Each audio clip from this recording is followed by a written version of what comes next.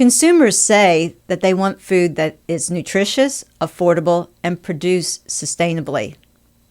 Can we really do that on our dairy farms of today?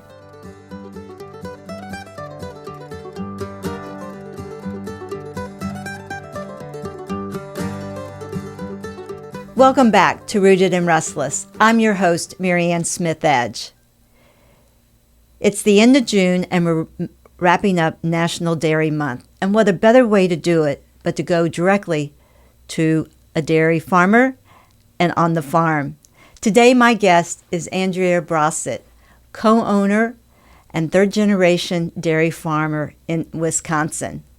And if Andrea didn't have enough to do, she's also the Ag and Sustainability Consultant for several groups, which is how our paths met a few years ago. So Andrea, thanks. You're probably just leaving dairy not too long ago, and then moving into the office for a little while. But thank you so much for joining us today, because I'm so excited to really have an opportunity to dig a little deeper into what's going on your dairy farms today. Yeah, absolutely. Well, thank you for having me. Yes, I did. I just came from the farm and came into my office, so it was could hear me a little bit better. But I still have cows behind me and still have dairy things all behind me and all over my house. So just infiltrated with dairy in my life. Well, I am truly impressed, because I grew up on a dairy farm, a little smaller than yours. So I sort of migrated away from the actual farm, keeping those roots there. But you went from farmer's daughter to actually farm owner and active dairyman. So I think it's important is that what do consumers probably not really realize that goes on the farm on a daily basis, and how you really are addressing animal care as well as just overall really looking at some sustainable practice when we're producing milk? Yeah, absolutely. Great question. It's definitely a question we get often. We do host a lot of farm tours, everything from kindergartners, fourth graders. Also, I've had the opportunity to host many grocers and retailers. It gives them the opportunity to see where their milk and cheese and where everything starts on the dairy farm. I think what happens a lot during tours is everyone is just so intrigued about how we dairy farm. So we are a 500 cow dairy. We raise our herd is in free stalls, and they're bedded with sand. I think some things I just always love sharing with people is about sand bedding. They're like, "Oh, they're on sand." Things people don't know is that it's such a great bedding resource for cows. Not only does it keep them really clean, so our cows stay very clean, it keeps them cool in the summer, because as you know, in Wisconsin and other states that are heavy in dairy production can get relatively hot and humid. So it keeps them nice and cool, and cows definitely like it cooler. And in the winter, when sometimes in Wisconsin we can get negative 10, 15, 20 degrees, it keeps them warm. So we talk a lot about the bedding. We also, people just are so intrigued about what we feed them. So on our farm, we also run about 900 acres. With that, we grow everything for our cows. So we grow hay, which goes to haylage. So we chop that, typically 4 crops a year. That goes right into their ration or their daily diet, as well as corn. So we plant corn, and ours goes. Sometimes people think they can eat the corn. It's not sweet corn. It's different. Field corn and sweet corn are different. So it gives them the nutrients and the fiber and all the needs that a cow has. So that's just a few ingredients that we feed our cows. We feed cows everything from obviously they get their vitamins and minerals just like we need. We add cottonseed, we add corn gluten. So there's just a lot that we're adding to their feed. And cows are amazing because, right, like they can take all that mix of feed that we share with them every single day, and they are able to work that through their body and then produce nutritious milk. So they're just really amazing converters of feed. They take the energy from the feed, typically to obviously to help grow a calf, but also to make milk. So cows are very efficient and effective animals. Well, we always say it's important for dairy farmers to make sure we have happy cows, and essentially you have them on the beach every day, Andrea. So it's they're on sand, so it's definitely a happy in that regard. Um, I growing up, obviously, animal care was extremely important, just like you. But we had about a tenth of what of cows of what you have. But frankly, and we were very much into looking and my father of how to take care of the land and using practices that were known back then. But frankly, we didn't really talk about cow burps or why that might be an issue when it comes to the bigger climate issue. And we know over the years that when we've looked at the discussions around climate and sustainability and the impact of animals, cow burps have definitely come into play. And, it was only about 18 years ago when I was doing some work that I really started diving into this whole aspect of greenhouse gas. And obviously, Andrea, you're very much in the middle of it, not only from production, but also communications. And so I think it's important to kind of set the stage of what's the impact, but also what as the dairy industry as a whole and you all personally doing to kind of offset maybe sometimes I would say criticisms about raising dairy or cows in general. Yeah, great question. Cows are just part of our cycle, right? Cows and animals are all part of the carbon cycle. The great thing about cows is they produce manure as well, right? So they again are these natural carbon cycle um, recyclers. I mean, so everything that we're putting into our cows. So cows, there are a lot of farms that graze their cows. So and that's one way to think of it too. So they're going to be eating the grass. They consume that. Obviously, they generate heat off their body, going into the air, producing manure, which then helps with fertilizing, natural fertilizer into the ground, and then gives the opportunity to regrow. That's very, very simple, and just that cycle. But I think things that we're doing on a larger scale nowadays to really be sustainable, farmers, as you know, Marianne, have always been the natural stewards of the land.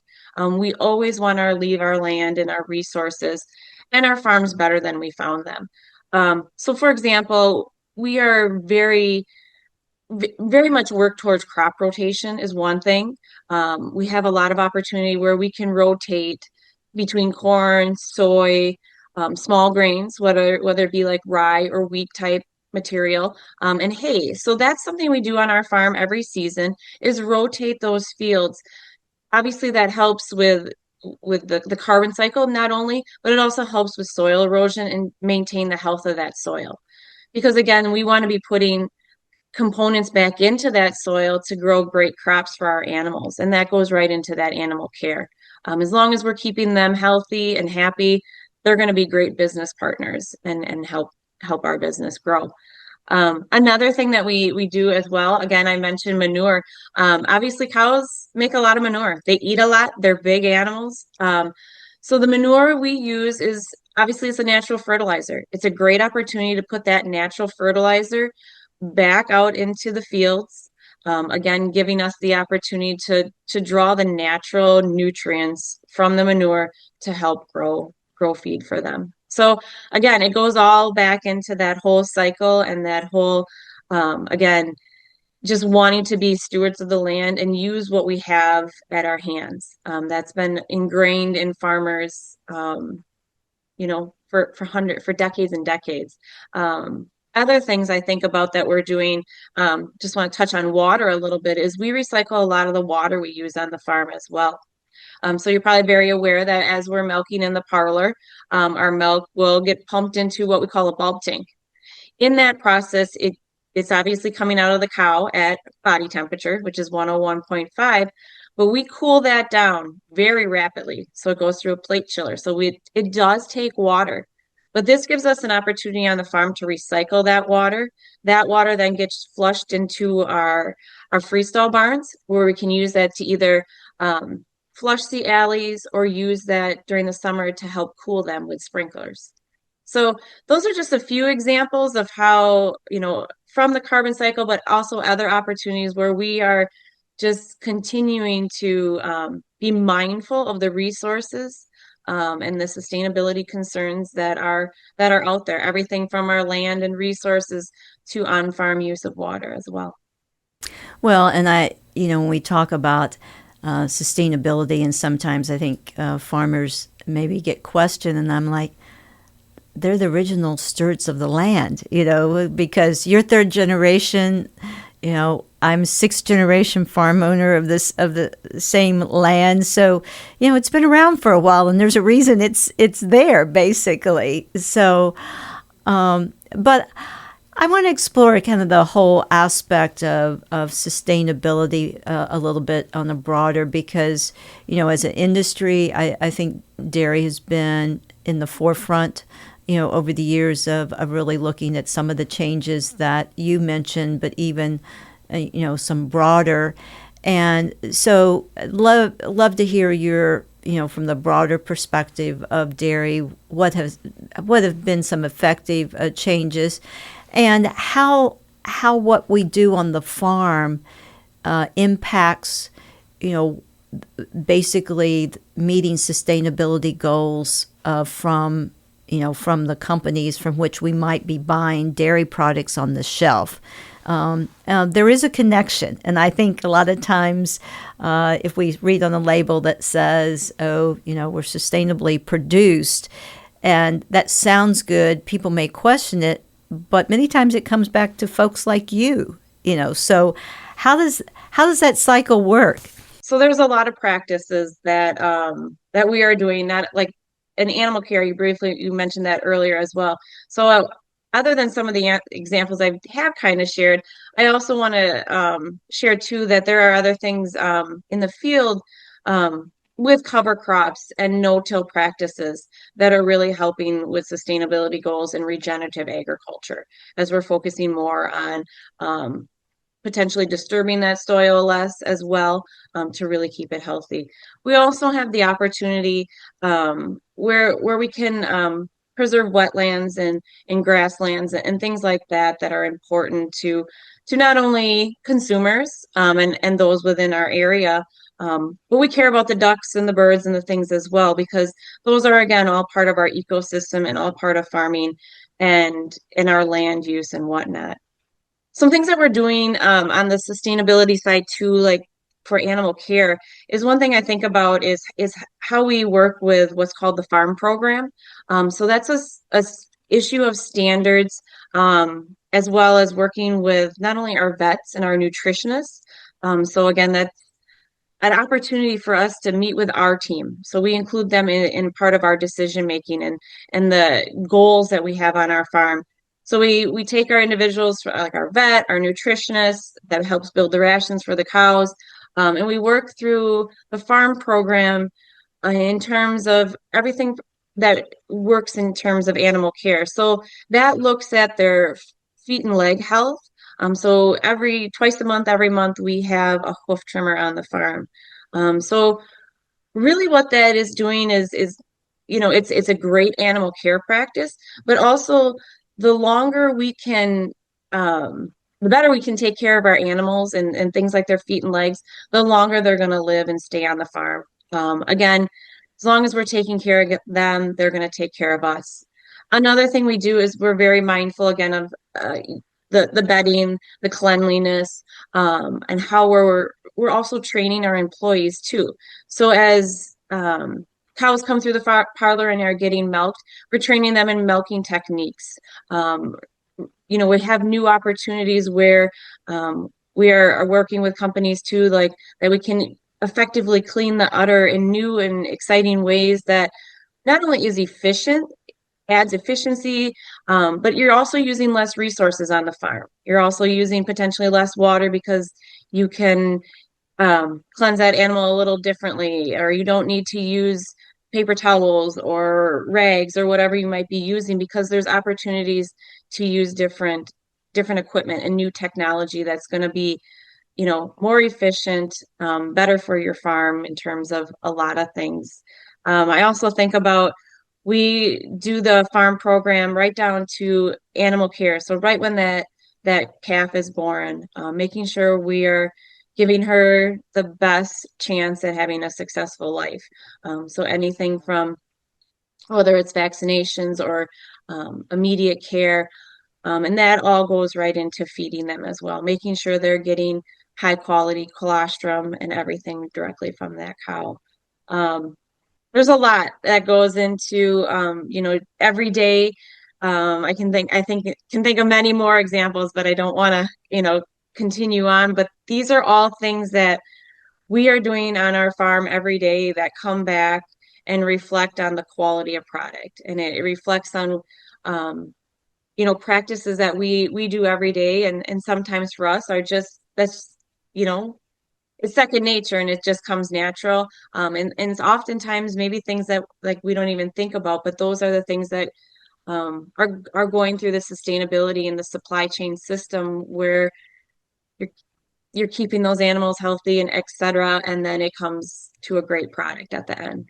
Well, and I think I mean, you really described the complexity, I think, and that's probably what we should have even talked about at the beginning because, um, for someone that not necessarily on a farm might be talking about something sustainable, and what you and I might describe as sustainable may not always be, and we know it always comes down to environment, and yes, and describing, but we also know to be sustainable, and you've alluded to that, it also has to be economically viable at the end, and then when we talk sometimes social, but it comes down to welfare, and so when we look at that.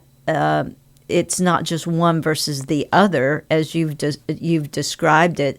So I'm curious is that sometimes, when we talk about implementing different sustainable practices, how do we, and I'm sure you looked at it, but how do we make sure that in the big picture that it's yes, it's sustainable, but it's also sustainable from the farmer, from the fact that it's economically viable. Yeah, absolutely. When we think of new practices or new ways, I think a lot about to new ways where we can grow crops or things like that. It does need to be work into our budget. And I think it's pretty well known in the farming industry. Like you want to make sure the investment you are going to make is gonna last, longer than 1 year. You need it to last for many cycles. So when you think about making an investment that is going to increase your sustainability or your efficiency, and like you said, that in the welfare of your animals, in that case as well, um, you know, we think about things like, I guess, for example, one thing that really helped with efficiency and helping with our herd and managing um, the health of them was we put in robotic feed pushers. Um, so just one thing there, when you think about the cost of it, sure, there was a cost, absolutely. But the offset of that is we then did not have to have a person or a skid steer constantly pushing up feed. So we had the opportunity to reduce that. The robotic feed pusher would push up feed, it would go around the barn, and it would push it up every single hour, meaning that those cows are going to be able to have feed in front of them, just constantly. And as you know, again, cows are big, they like to eat. And so being able to serve our animals in a way that is just, it just made sense. So things like that, like those decisions potentially come a little easier because then you can see how they're helping the whole cycle. I mean, you're reducing some input on one side and you're helping with an output on the other. So yeah, that's just a kind of a quick example there that I kind of thought of like a decision. And Well, I have to ask, are robotic milkers in your future? Yeah, those we have certainly talked about and visited other farms. Um, right now, yeah, it's a big decision, and so when we think about decisions like that, we think about what the next generation might look like because that's something that um, is a decision too that might be into that next generation. So yeah, absolutely, things like that we certainly think about. Now, let's hear from Mindy Herman, registered dietitian, food and nutrition writer, and a guru on all the latest food trends. Hi, Marianne. According to the International Food Information Council 2025 Food and Health Survey, nearly 3 in 5 U.S. consumers say it's important for their food to be produced in an environmentally sustainable way. Consumers are concerned about sustainability issues such as where their food comes from and how it's produced. Additional factors include environmental impact, nutrition, responsible production, minimizing food waste, and food affordability and availability. IFIC's 2025 survey also shows that U.S. consumers want food manufacturers who share their values. The sustainability-related language that they notice most on labels includes natural, no hormones or steroids, locally grown, raised without antibiotics, organic, and non-GMO. Consumers can do their part to help support sustainability by choosing a variety of foods that are fresh, frozen, canned, or dried, choosing produce that is not perfect looking, and storing foods properly to reduce food waste. Now, let's return to our conversation. Well, and maybe top of mind, but I know I've talked. I know the price has gone down, but still, it's not like $100 to put a robotic. So, just a ballpark. What is I mean, we hear about robotic milkers, and I've seen it in operation as well as you, but let's say for 500 cows, just an estimate, what type of investment would you be looking? Yeah, so an investment, because we did look at that. So an investment to not only upgrade our facilities and make it workable in terms of adding the additional robots, and for our size of herd, it's about a $2 million venture. Yeah. Which yeah, it's at the end of the day, and as you say, you look at the future, but this is just a good example. A lot of times when we think about the technology that has improved in agriculture over the years, but that's why the economic realities become, for the sustainability, because every time new technology, it comes with a cost. So, so you described it quite well. I did want to mention before we talk about the International Year of the Female Farmer is just a little bit more on the whole sustainability, because the good news is not only are you on the farm, but you also are working with some of those sustainability projects, across the agriculture community, and I think that's the important thing. You bring a lot of course, depth and knowledge in that particular area, but many times we sometimes hear, well, companies say I'm doing XYZ sustainable practices, and there's always that pushback. Well, are you really doing sustainable practices, or it's quote greenwashing? And we know that it can be very complicated, and we're not going to go in talking about all the scopes here, but you mentioned about keeping records. So just in general, is that how much does a company, and whether it's you personally or from whomever they're getting, whether they're getting grain or whatever basic product, how much does a company have to rely on someone like yourself to really help document that, yes, we're providing a sustainable product? Yeah, so I kind of referenced the farm program a little bit on our end. So a lot of that documentation, yeah, that's everything that we document. So on a daily basis, I work multiple times a day. I shouldn't say a daily basis, multiple times a day.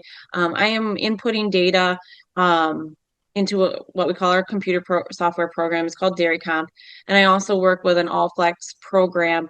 And in that, one thing that is neat that a company can use that data, not only something where farm is taking them back to our cheese or milk company, which goes into cheese production, but also a lot of the data can be used by other companies as well. So, for example, American Breeder Service, so ABS, anything that they are doing for decision making and how we are using that technology.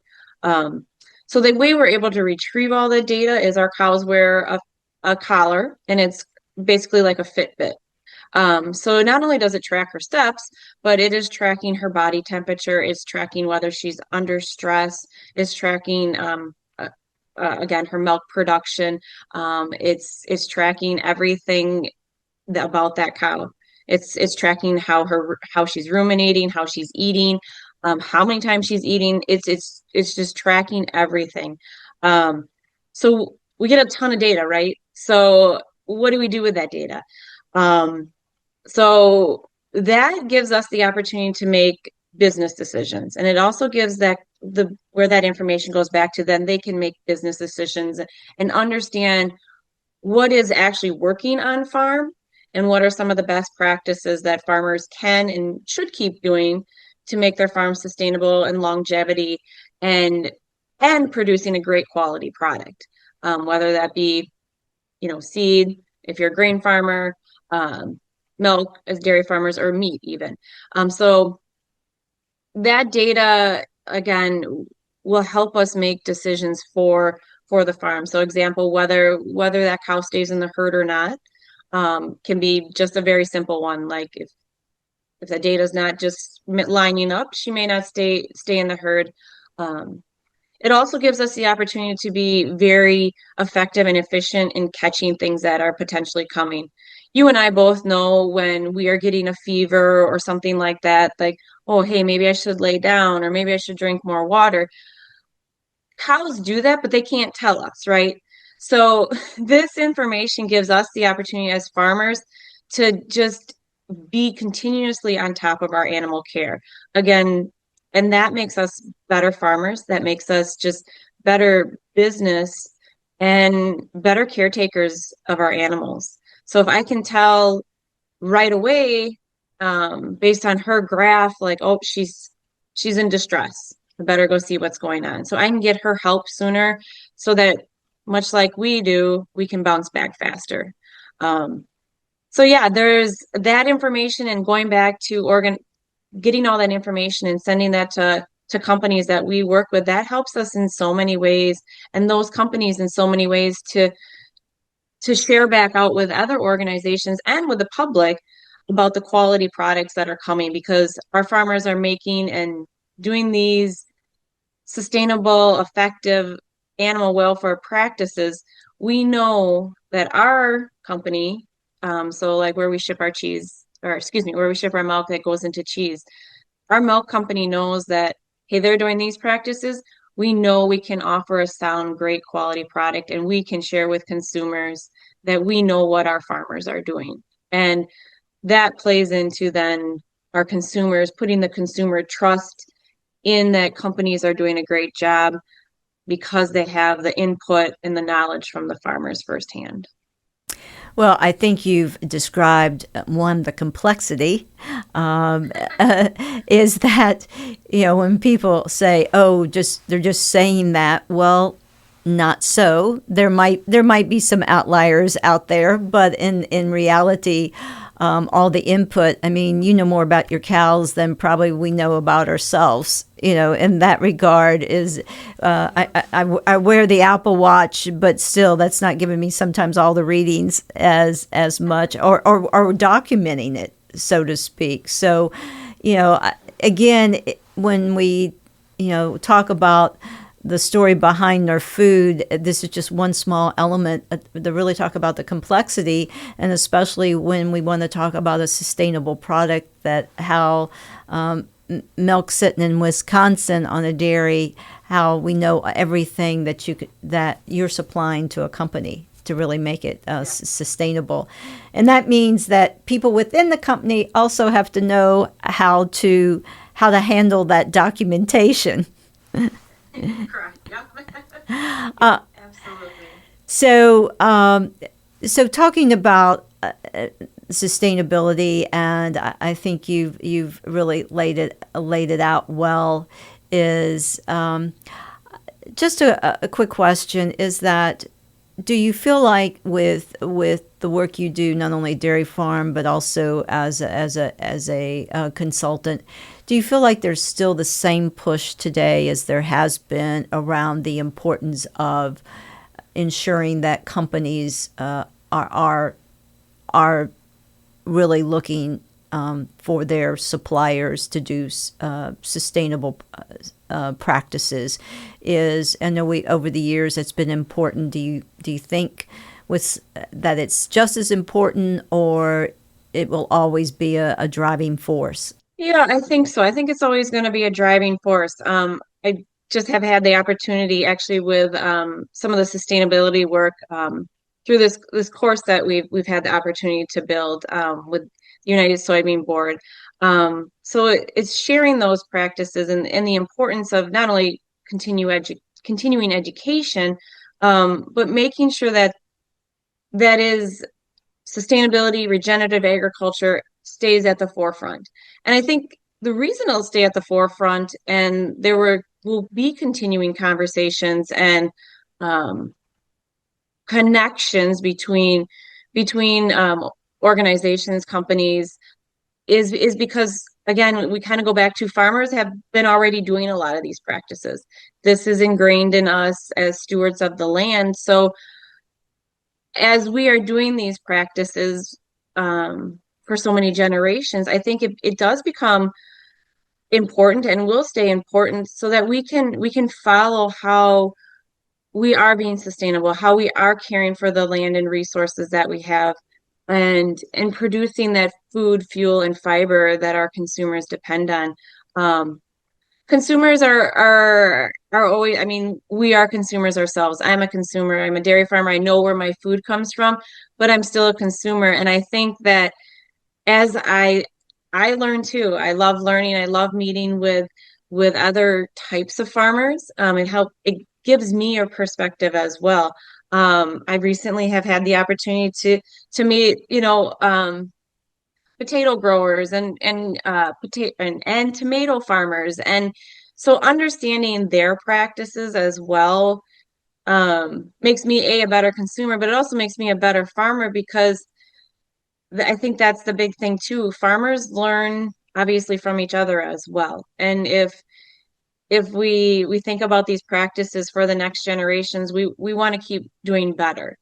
So I think those conversations between companies and farmers continuously need to happen. And I think that we as farmers want to make sure that those conversations, when somebody's coming out to our farm or somebody wants to have those discussions on those practices, we want to make sure we can connect. And then like I said, with this, I'll just put a little plug in too for the course as well, and I'll share that with a follow-up link. Like, this course gives that opportunity for sustainability professionals, procurement individuals, anyone across the supply chain to learn the terminology and to learn the understanding that farmers do every day and their practices every day. So that conversation can just flow so much better, and that relationship can be built. As you know, farmers are very much relationship builders, and have been. That's a historical, generational thing. Farmers, make those relationships, and that's what builds businesses and builds better practices as well.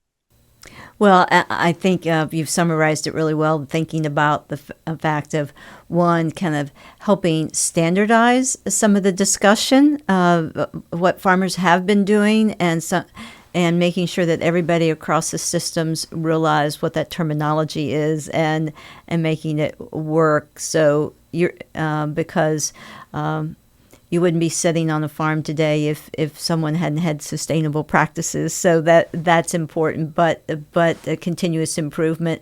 And talking about that is that, this is the International Year of the Female Farmer, and thinking about, my mother, probably my age, was still helping my dad, but probably was never listed as a female farmer, because she was the farm wife, So, so thank goodness we've recognized that women in agriculture and the International Year of the Female Farmer. But, even I, being around, not always around the ag space, in and out, I must say, just having been to a Farm Foundation meeting as well, is that I see the next face of the next generation, is definitely much more even when we look at males and females, or maybe even more so female. So what's the advantage of being a female farmer, or, what do you bring to the table, and how has that growth occurred over the last couple of decades? Makes me think a lot about just the involvement in women in farming and how those roles have changed, and what we're looking at. My mom is still very involved in our farm.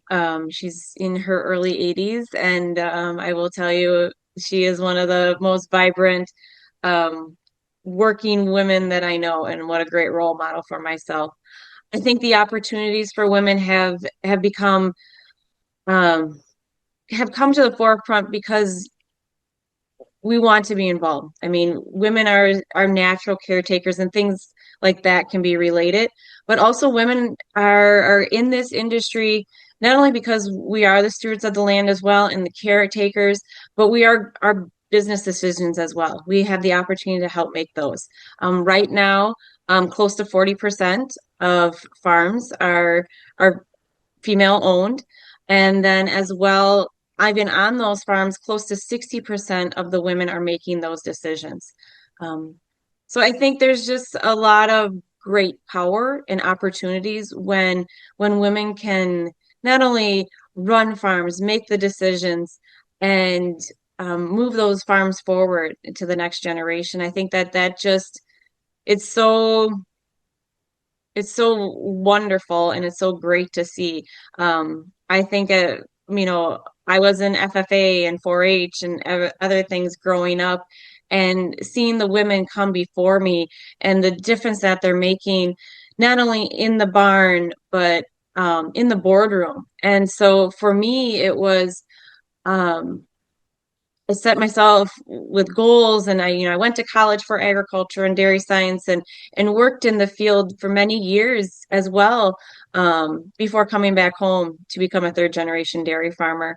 And now I take my business knowledge, I take my expertise in human resources and animal care and management, and those decisions as well, I take those to the boardrooms as well.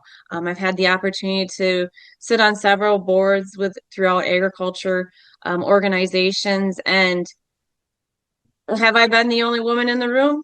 Yes, I have been. And sometimes I still am. But that doesn't ever feel like I need to be quiet or I need to be smaller. It makes me feel like I know why I'm here. I know why this industry is important for me. And I am going to also speak up and bring my knowledge to the table. And what's exciting is, while we've talked about, there's maybe always naysayers and consumers, or, critics or whatnot. There can still be that when you're in a male dominated industry, and have been. But I tell you what, there's a lot more out there welcoming and supporting these changes and these opportunities for women. And we're not just the farmer's daughter or the farm wife anymore. We are the farmer. So, which I love, and I agree. I think, back to my time, I don't even think. I mean, I love the food side, but I don't even think I considered it. Because it just didn't seem something that viable at the time. So, so think about if we had this a conversation 10 years from now, what does the future of agriculture look like? I think we're going to see a lot more uses of technology and how that can be effective in our farming practices. We all know that AI and those opportunities are here to stay, and they're going to be changing the way of everyone doing business, everyone doing their work. We're seeing opportunities already. I think of the crop farmers. We're seeing the new technology come on, see and spray sprayers and equipment. It's nothing new, but it's going to keep refining itself. It's going to keep giving farmers better opportunities. The use of technology on farm, I think, is just going to continue to grow. We all know we all carry around a phone, and I can use my phone every single day to look up cows. We can monitor our fields. We can monitor everything. So our business is already 24/7, and it's already in our back pocket. And I think that that technology, that use of technology, the use of AI is really going to change the makeup and how we farm on a day-to-day basis. I think as I see even across the countryside in my area, the differences in equipment and what's being used and how it's being used. And then you just see the advancements. You see the additional yields. You see the additional uptick in production. And those things are great resources and great opportunities. And they're going to change how we do business and farm, for sure. Well, and we've talked about the future does come with technology in so many ways, but I think we just need to reflect, though, there are some constants in farm life, and those are sometimes our best companions. And technology is not going to change those. Those are our four-legged friends that I know. I definitely had a companion, and when I grew up, if it wasn't for the Border Collie Joe and myself, cows wouldn't be coming in. So I know you have a passion too for so there's something about having that dog that there are constants regardless of everything else change. So tell me, what's that companion look like for you that's on the farm? Absolutely. A farm dog is a constant, right? And they're part of our family. So I'll shine light on the Border Collie breed. We've had the opportunity over my lifetime. We've had 3 Border Collies or Border Collie crosses, and while you had mentioned bringing up the cows, when I was young, we had the cows out on pasture, and our dog helped bring them up. Their role has changed a little bit, but yep, they're still there. Whether they're riding in the truck, riding in the tractor. My dog now, Avery, she's a young Spitfire Border Collie of 2 years old, and she goes everywhere with me. Whether she's sitting in the tractor, in the truck, running through the barns, or the field, getting dirtier than necessary, but she's always there. And yeah, I think that not only our dogs being in our life and them being part of our family, I think that that goes to the families behind the farms. And I think that's the constant too, right? Like our families, and there's still close to 100% of farms are family owned and operated, and that speaks to there are people behind your product, and that's what we still do. We still gather around the kitchen table as well as farm families, and those are traditions and things that we don't take lightly either. Well, Andrea, I think you've summed it up beautifully, because the reality is that Farming has evolved from technology and becoming more sustainable, but truly at the heart of farming is the sustaining the family around the table and having that four-legged, and we'd like to think border collie next to us is very helpful as well. So Absolutely.